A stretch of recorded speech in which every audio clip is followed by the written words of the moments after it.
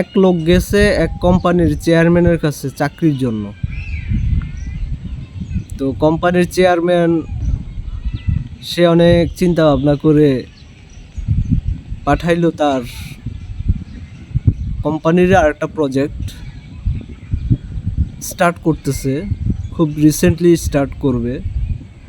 সেই প্রজেক্টে পাঠাইলো, বলল যে গিয়ে আমার নাম বলবা যে আমি পাঠাইছি, আর ওখানে যে পরিচালক আছে তাকে বলবা যে আমাকে একটা কল দিতে। তো সে লোক কোম্পানির চেয়ারম্যানের কথা শুনে সুন্দর মতো চলে গেল। যাওয়ার পর ওই দিন আর ওই পরিচালককে অফিসে পেল না, না পেয়ে সে বাড়িতে চলে আসলো।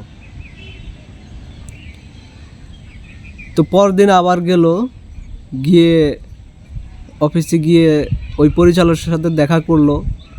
দেখার পরে তার একটা ইন্টারভিউ নিল পরিচালক এবং কোম্পানির যে সেলস মার্কেটিংয়ের যে জিএম আছে, জিএমের সাথে।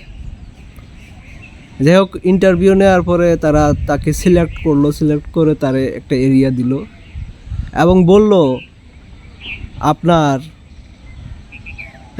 1 সপ্তাহ একটা ট্রেনিং হবে।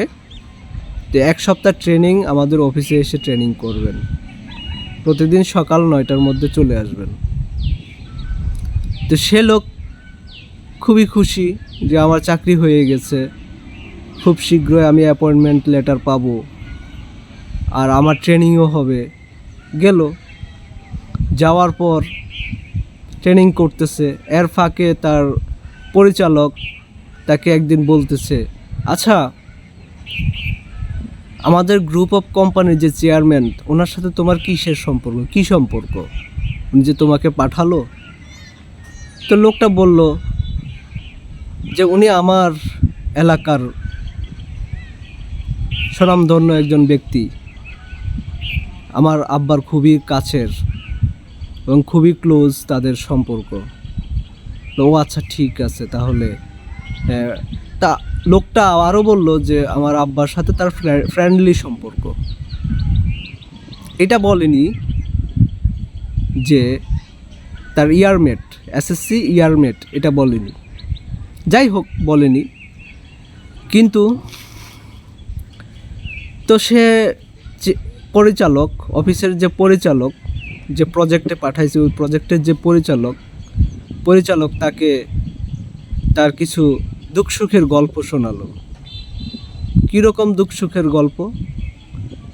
সেটা হলো, বলল যে আমাদের যে চেয়ারম্যান স্যার বসে যে হেড অফিসের লোকগুলা খুবই বাজে। লোকটা প্রশ্ন করলো, কেন, কি হয়েছে স্যার? তুমি আমাকে স্যার বলো না, তুমি আমাকে ভাইয়া বলো। না ঠিক আছে, লোকটা বলতেছে, না ঠিক আছে স্যার, আপনি তো আমার বস, উপরস্থ কর্মকর্তা, তো আমি স্যারই বলি। না তুমি ভাইয়া বললো ভালো লাগবে। তো লোকটা যথারীতি ওনার কথা না শুনে স্যারই বলল, স্যার বলে সম্বোধন করলো সবসময়। তো যাই হোক, তো লোকটা জিজ্ঞেস করলো যে কি হয়েছে স্যার বলেন। বলে যে এরকম এরকম আমার হেড অফিসের এই লোকগুলা, আমার চেয়ারম্যান স্যার খুবই ভালো, খুবই ভালো একজন মানুষ, বাট হেড অফিসের আদার যে লোকগুলো আছে এগুলা খুবই খারাপ। আমাকে এখান থেকে চায় তারা বের করে দেওয়ার জন্য। একবার তো আমার এখান থেকে চেয়ারই সরাই ফেলছে, আমি বসতেই পারিনি অফিসে এসে। আমার কিছুদিন যে আমার এত কষ্ট গেছে সেটা আমি তোমাকে বুঝাতে পারবো না। এত বাজে ওই হেড অফিসের লোকগুলা, প্রত্যেকটা লোক খুবই বাজে। বললাম, আমি তখন দুঃখ প্রকাশ করে বললাম যে স্যার থাক, মনে কষ্ট নেবেন না, আসলে